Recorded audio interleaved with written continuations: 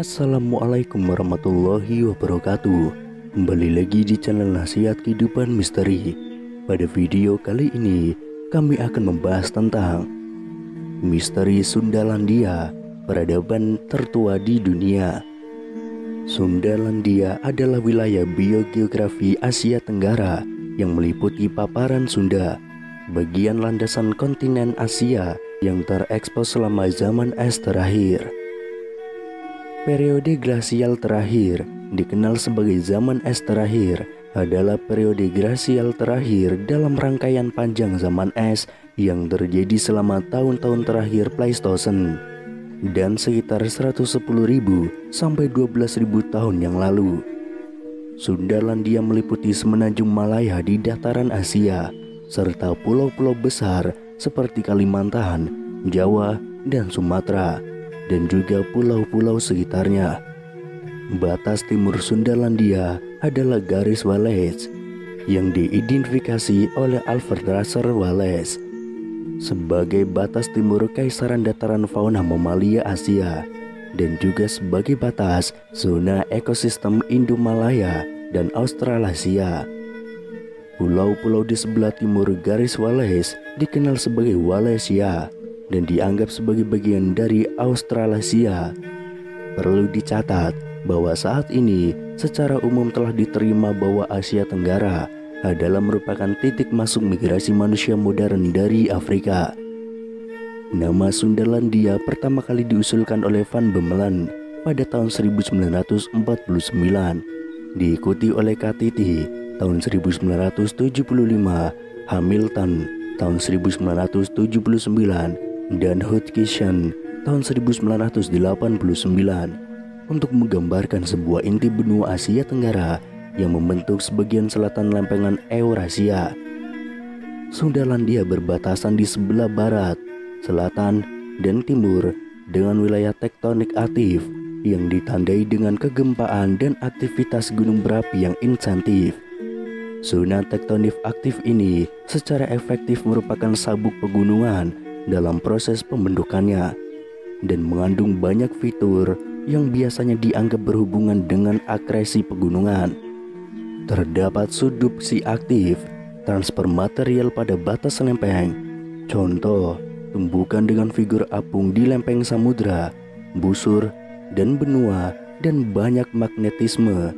Sabuk pegunungan yang ada sekarang terletak di persimpangan tiga lempeng utama, yaitu lempeng Eurasia, lempeng India, dan lempeng Australia, dan lempeng Laut Pasifik Filipina.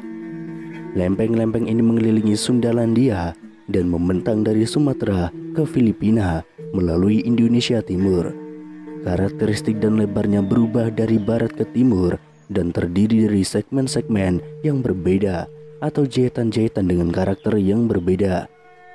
Laut Tiongkok Selatan dan dataran di sekitarnya telah diteliti oleh para ilmuwan seperti Moulin Groove dan Groove yang mengendalikan sistem drainase kuno yang sekarang terendam. Menurut teori sebelumnya, nenek moyang masyarakat Austronesia modern di Kepulauan Melayu dan wilayah yang berdekatan diyakini telah bermigrasi ke selatan dari dataran Asia Timur ke Taiwan dan kemudian ke seluruh kepulauan Asia Tenggara. Namun temuan terakhir menunjukkan bahwa Sundalandia yang sekarang terendam adalah merupakan awal mula peradaban yang disebut sebagai teori keluar dari Sundalandia. Stephen Oppenheimer menempatkan asal Austronesia di Sundalandia dan daerah-daerah di atasnya. Penelitian genetik yang dilaporkan pada tahun 2008 menunjukkan bahwa pulau-pulau yang merupakan sisa-sisa Sundalandia kemungkinan besar dihuni sekitar 50.000 tahun yang lalu. Bertentangan dengan hipotesis sebelumnya, yaitu Bellwood dan Dizon pada tahun 2005 bahwa daerah tersebut dihuni paling lambat 10.000 tahun yang lalu dari Taiwan.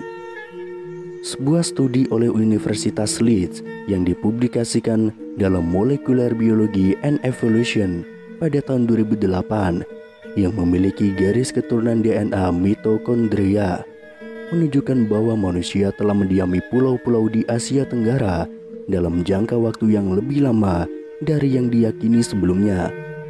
Penyebaran penduduk tampaknya telah terjadi pada saat yang sama dengan naiknya permukaan laut, yang telah mengakibatkan migrasi dari Kepulauan Filipina ke utara menuju Taiwan dalam 10.000 tahun terakhir. Migrasi penduduk yang paling mungkin adalah karena didorong oleh perubahan iklim sebagai efek tenggelamnya dari benua kuno. Naiknya permukaan laut dalam 3 pulau besar kemungkinan telah menyebabkan banjir dan perendaman di Sundalandia, menciptakan Laut Jawa dan Laut Tiongkok Selatan, dan ribuan pulau yang membentuk Indonesia dan Filipina kini. Berubahlah permukaan laut menyebabkan manusia tersebut untuk menjauh dari kediaman pantai dan budaya mereka, dan berpindah ke pedalaman di seluruh Asia Tenggara. Migrasi paksa ini menyebabkan manusia untuk beradaptasi dengan lingkungan hutan dan pegunungan baru, mengembangkan pertanian dan domestikasi, dan menjadi pendahulu manusia masa depan di wilayah ini.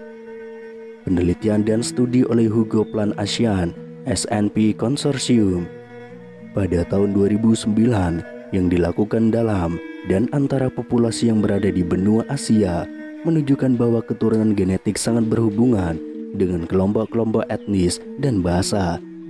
Terdapat peningkatan yang jelas dalam keberagaman genetik dari utara ke selatan.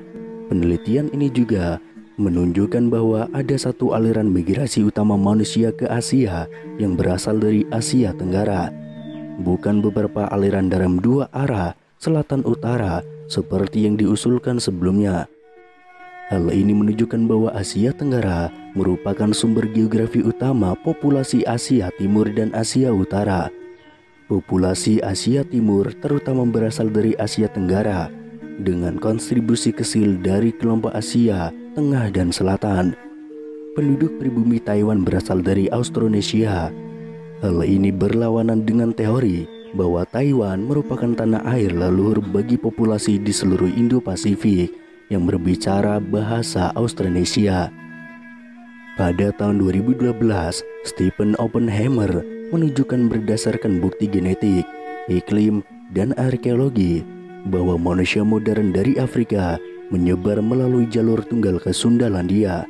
Semua kelompok non-Asia saat ini adalah keturunan penyebaran ini, dan beberapa penulis telah secara khusus menyatakan hubungan yang jelas antara Sundalandia dan Atlantisnya Plato. Dataran bawah Laut Sunda adalah cukup cocok dengan deskripsi Plato tentang Atlantis. Topografi, iklim, flora, dan faunanya bersama-sama dengan aspek mitologi lokal, semuanya menjadi hal yang meyakinkan untuk mendukung ide ini.